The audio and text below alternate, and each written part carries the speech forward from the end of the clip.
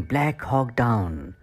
इस कहानी की शुरुआत में हमें सोमालिया दिखाया जाता है, जहां पर चारों तरफ भुखमरी और लाचारी है। भूख से 3 लाख लोगों की मृत्यु हो चुकी है। ये साल होता है सन 1992 का, और इस वक्त सोमालिया में सिविल वॉर चल रही है। लोग एक दूसरे से लड़ रहे हैं। हालांकि यूनाइटेड नेशन ने सोमालिया के लोगों के लिए कई बार खाना भेजा है, लेकिन यहाँ पर एक ग्रुप का लीडर है जिसका नाम है मोहम्मद फराह अदीद। वो कभी भी खाने की चीज़ें आम लोगों तक नहीं पहुँचने देता। इसके लोग पहले सभी तरह की एड पर अपना कब्जा कर लेते हैं, और यही कारण है कि यहाँ चारों तरफ त्राहिमाम मचा हुआ है। साथ ही यहाँ पर उसने यूएन के खिलाफ जंग का ऐलान भी कर दिया है। इस वजह से कई सोल्जर्स मारे जा चुके हैं, और इन सब हालातों को देखने के बाद यूएस के प्रेसिडेंट क्लिंटन ने यहाँ पर रेंजर रेजिमेंट को, डेल्टा फोर्स को और फ्लाइट क्रू को अदीद को पकड़ने के लिए भेजा है, ताकि सोमालिया के लोगों को शांति मिल सके। जल्दी ये उस आदमी को पकड़ लेते हैं जो अदीद को हथियार सप्लाई करता है, पर इससे इन्हें कुछ खास मदद नहीं मिलती।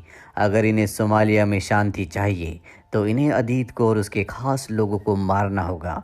अब इन्हें इन्फॉर्मेशन मिलती है कि अदीद के 2 खास एडवाइज़र वो मार्केट में आने वाले हैं। इन्हें पकड़ना बहुत ही ज़रूरी है, और आज तारीख होती है 3 अक्टूबर सन 1993। जनरल प्लान बनाते हैं कि किस तरह से इन दोनों को पकड़ना होगा। इस मिशन का नाम रखा जाता है मिशन टेम्पल। इस मिशन को 30 मिनट में पूरी तरह से अंजाम देना होगा। सबको अपना काम समझा दिया जाता है। मार्केट में इन्हें सबसे पहले उस बिल्डिंग के बारे में पता लगाना होगा जिसमें अदीद के 2 खास लोगों की आज मीटिंग है। इसके लिए ये अपने एक जासूस को वहां भेज देते हैं। अब क्योंकि मिशन आधे घंटे का ही होता है, इसीलिए जितने भी सोल्जर्स होते हैं वो ज़्यादा से ज़्यादा हथियार और गोला बारूद लेते हैं। कोई भी नाइट विजन ग्लासेस या खाने की सप्लाई नहीं लेता। जल्द ही इनका जासूस इन्हें बता देता है कि मार्केट की कौन सी बिल्डिंग में अदीद के 2 खास लोग मीटिंग कर रहे हैं।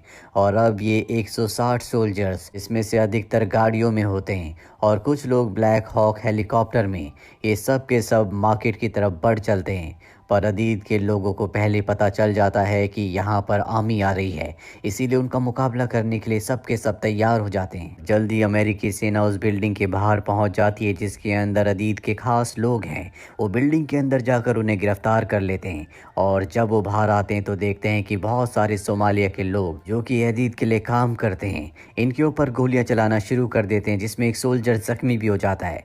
बाकी के सोल्जर उसे गाड़ी तक पहुंचाते हैं। हालांकि यूएस के सोल्जर सभी लोगों को, सभी कैदियों को गाड़ी में बैठा देते हैं, पर यहाँ से निकलना इतना आसान नहीं है, क्योंकि अदीद के लोग इन पर लगातार गोलियां चला रहे होते हैं। इससे यूएस का वो सोल्जर शहीद हो जाता है जो गाड़ी के ऊपर लगी हुई मशीन गन से अदीद के लोगों के ऊपर हमला कर रहा था।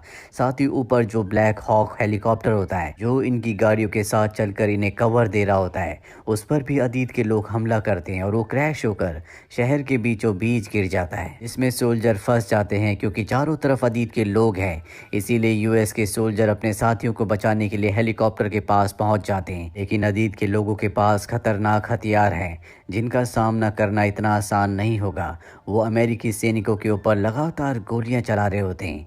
वहीं बाकी गाड़ियों को दिखाया जाता है जिसमें अदीद के लोगों को बंदी बनाकर यहाँ से ले जाया जा रहा है, पर शहर से बाहर निकलने का रास्ता इतना आसान नहीं है, इसीलिए हेलीकॉप्टर से इन सब को गाइड किया जा रहा होता है। वहीं वो जवान जो हेलीकॉप्टर में फंसा हुआ है, वो देखता है कि उसके सामने सोमालिया के बहुत सारे लोग हैं जिनके हाथों में हथियार हैं, और वो अकेला इतने सारे लोगों का सामना नहीं कर सकता।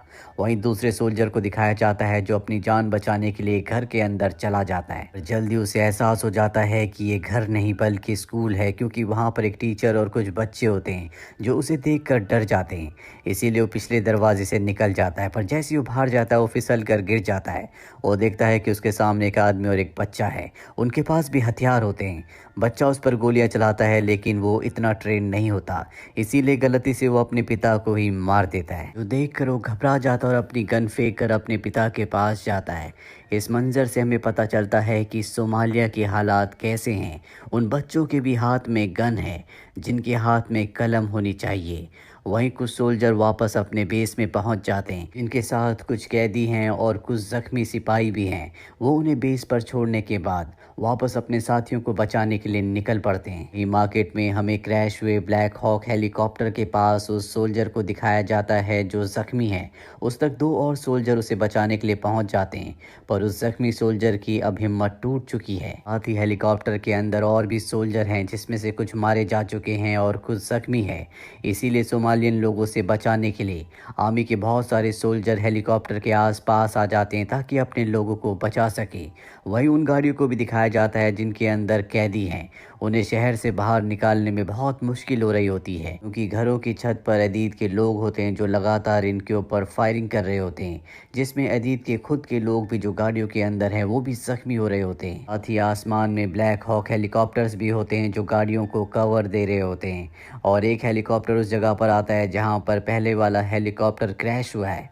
वहां पर वो दो डॉक्टर्स को उतारता है। हालांकि उस हेलीकॉप्टर के ऊपर भी हमला किया जाता है, लेकिन वो किसी तरह से बचकर यहाँ से निकल जाता है। वहीं डॉक्टर क्रैश हेलीकॉप्टर के अंदर पहुँचते हैं और देखते हैं कि दो सोल्जर शहीद हो चुके हैं जबकि दो जख्मी हैं। इन दोनों का इलाज यहीं पर करना होगा, क्योंकि अगर इन्हें अपनी जगह से हटाया गया तो इनकी मृत्यु हो जाएगी। डॉक्टर उनका इलाज वहीं पर करना शुरू कर देते हैं। वहीं अदीद के लोग आसमान में उड़ रहे ब्लैक हॉक हेलीकॉप्टर्स के ऊपर हमला करते हैं और एक बार फिर से उनका निशाना बिल्कुल सही लगता है।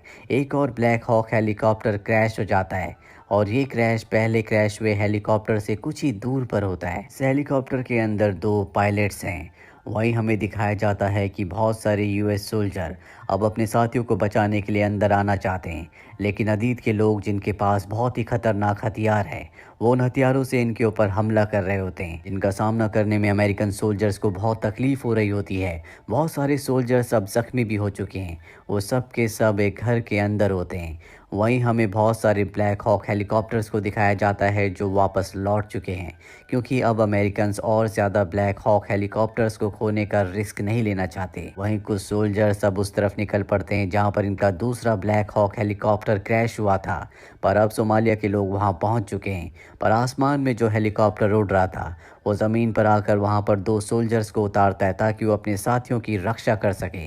उनके आगे बहुत सारे अदीद के सोमालियन लोग हैं, वो उन पर गोलियां चलाते हैं, और जब वो हेलीकॉप्टर के पास आते हैं तो देखते हैं कि दो में से एक की मृत्यु हो चुकी है और दूसरा जो पायलट है उसकी टांग की हड्डी टूट चुकी है। इसीलिए वो उस पायलट को निकाल कर एक घर के अंदर ले जाते हैं और खुद दोनों के दोनों बाहर आ जाते हैं ताकि वो सोमालियन लोगों को रोक सके। हालांकि ये ऑपरेशन मात्र आधे घंटे का था, लेकिन अब यहाँ पर इन्हें कई घंटे हो चुके हैं और अंदर जितनी भी गाड़ियाँ होती हैं वो भी अब शहर से बाहर निकल रही हैं। पर अमेरिकन सोल्जर्स अब भी शहर के अंदर फंसे हुए हैं। इसमें वो जख्मी पायलट भी है जिसका प्लेन दूसरे नंबर पर क्रैश हुआ था, जिसकी मदद के लिए दो सोल्जर्स नीचे आए थे। वो दोनों के दोनों सोल्जर्स अदीद के लोगों का सामना कर रहे होते हैं, पर जल्दी अदीद के लोग उन दोनों को भी शहीद कर देते हैं और वो अंदर आ जाते हैं जहाँ पर पायलट है। वो पायलट को मारने वाले होते हैं कि अदीद के लोग यहाँ पर आ जाते हैं और कहते हैं कि अदीद ने इस पायलट को जिंदा पकड़ने के लिए कहा है ताकि हम अमेरिका की गवर्नमेंट से इस पायलट के बदले सौदा कर सकें। वहीं दूसरी तरफ जनरल को दिखाया जाता है जो कंट्रोल रूम से सबको कमांड दे रहा होता है। वो पाकिस्तानी आर्मी जिनका बेस आसपास ही होता है, उन्हें कहता है कि तुम्हें अपने सोल्जर्स को यहाँ पर भेजना होगा। पाकिस्तान की आर्मी कहती है कि हमें इसमें कुछ वक्त लगेगा। वहीं वो हेलीकॉप्टर जो सबसे पहले क्रैश हुआ था उसके अंदर सोल्जर्स का इलाज चल रहा होता है। चारों तरफ उसके जो सोल्जर्स होते हैं वो उस हेलीकॉप्टर को प्रोटेक्ट कर रहे होते हैं, और तभी एक सोल्जर के पैर पर गोली लग जाती है। उसका खून बह रहा होता है। उसे मेडिकल ट्रीटमेंट नहीं दिया गया तो उसकी मृत्यु हो जाएगी, लेकिन आसमान में कोई भी हेलीकॉप्टर नहीं है जो उसकी मदद के लिए नीचे आ सके। इसीलिए वो सोल्जर को एक कमरे में ले जाते हैं, उसकी ब्लीडिंग को बंद करने की कोशिश करते हैं, पर इससे पहले कि वो उसकी ब्लीडिंग को बंद करते उसकी भी मृत्यु हो जाती है। वहीं जनरल प्लान बनाते हैं कि अब जो इनके सोल्जर शहर के अंदर फंसे हुए हैं वो रोशनी जलाकर ये इशारा दे कि दुश्मन कहाँ पर हैं। ये अपने हेलीकॉप्टर्स को वहाँ पर भेजेंगे और सभी दुश्मनों को मार देंगे। साथ ही अब पाकिस्तान की आर्मी भी यहाँ पर पहुँच चुकी है, और अब शहर के अंदर जहाँ पूरी तरह से अंधेरा हो चुका है वहाँ पर जो लोग जो सोल्जर्स फंसे हुए हैं वो अपने हेलीकॉप्टर्स को अपने लोगों को इशारा देते हैं कि कहाँ कहाँ पर सोल्जर्स हैं, और आसमान में जो उनके ब्लैक हॉक हेलीकॉप्टर्स उड़ रहे होते हैं वो अदीद के लोगों के ऊपर हमला करते हैं, जिससे उसके कई सारे लोग मारे जा चुके हैं। पाकिस्तानी आर्मी जो इन लोगों को यहाँ पर रेस्क्यू करने के लिए आई है वो भी शहर के अंदर पहुँच चुकी है। वो बहुत सारे ज़ख्मी सोल्जर्स को और जो सोल्जर्स यहाँ पर छुपे हुए हैं उन सबको गाड़ियों में बिठाकर यहाँ से निकलने लगती है। घरों की छत के ऊपर जो सोमालियन लोग हैं जो अदीद के लिए काम करते हैं वो इनके ऊपर लगातार हमला कर रहे होते हैं। गाड़ियाँ पूरी तरह से भर चुकी है क्योंकि वो लोग जो शहीद हुए हैं, वो लोग जो ज़ख्मी हैं और जो बचे हुए सबको गाड़ियों में भर दिया गया है। और अब भी कुछ ऐसे सोल्जर्स होते हैं जो गाड़ियों के पीछे पीछे चल रहे होते हैं क्योंकि गाड़ी में अब उनके लिए जगह नहीं है।